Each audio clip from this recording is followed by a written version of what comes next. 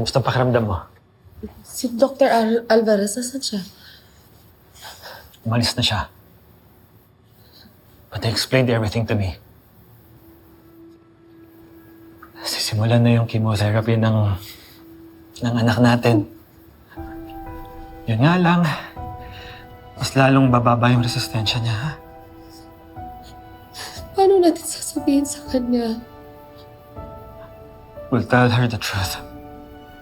Wala tayong choice. Kailangan malaman niya to get herself mentally prepared. Because it won't be easy for her. Love, baka matakot siya. Panghinaan ng loob. Marge naman. You really think she won't know eventually? Huh? Besides, kapag nagsinungaling tayo, malaman niya, mas lalo lang siyang masasaktan. At mawawalan siya ng tiwala sa atin. Gusto mo ba yun?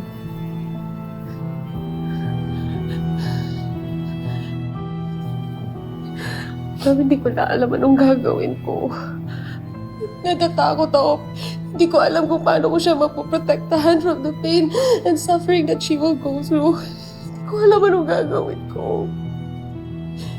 Hindi ko ito kakayanin mag-isa. I need you now. I need you more than ever. Huwag mo ko iiwan. Hindi ko kaya to.